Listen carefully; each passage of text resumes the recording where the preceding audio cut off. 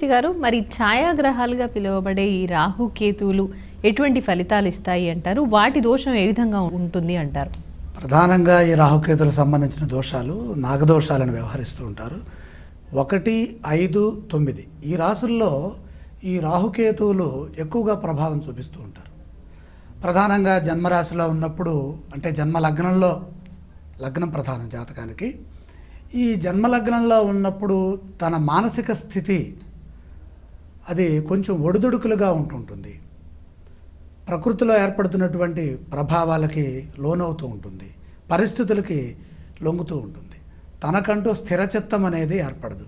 అది ఏర్పడాలంటే ఆ రాహు కానీ కేతు కానీ ఎవరైతే ఉన్నారో వారికి జపం చేసుకోవటం మంచిది.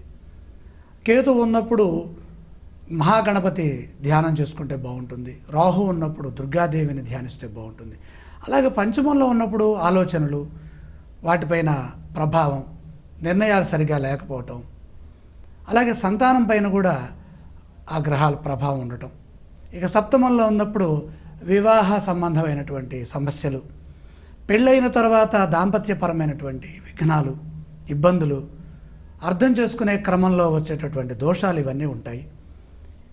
ఎవరికైనా సరే 1, 5, 9 స్థానాల్లో ప్రధానంగా రాహుకేతులు కనుక ఉన్నట్టయితే వాటికి ముఖ్యంగా జపము, హోమము చేసుకోవటం, కాళహస్తి వెళ్ళి కొంచెం పూజలు చేయించుకోవటం.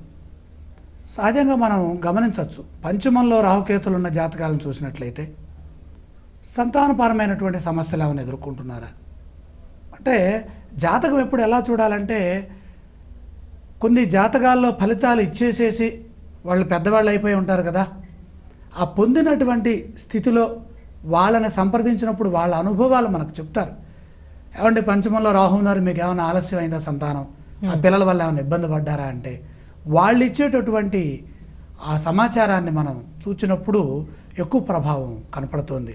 లగ్నంలో రాహు ఉన్నప్పుడు వాళ్ళ నిర్ణయాలు ఎక్కువగా మారటం, సప్తమంలో రాహు ఉన్నప్పుడు భార్యతో విభేదించడం, వివాహపరమైనటువంటి ఇబ్బందులు రావడం. మళ్ళీ వీటికి గ్రహాల్లో ఒక విశేషం ఉందమ్మా.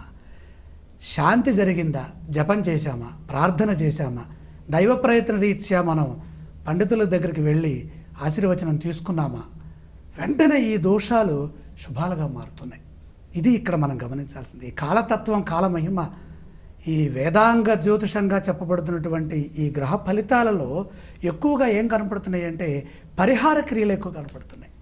మనం వాటిని పట్టించుకోకపోతే ఆ ప్రభావాలు మన మీద ఎక్కువగా కనపడతాయి. కానీ మనం కనుక పండితులను సంప్రదించి ఆ దోష పరిహారాలు చేసుకుంటే ఆ పరిహారాల ప్రభావం మన మీద చాలా వరకు పనిచేసి చెడు తొలగించి మంచి మార్గంలో నడవటానికి, దోషాలు అదుపులో ఉండటానికి, మంచి జరగటానికి ఎంతగానో ఉపకరిస్తుంది.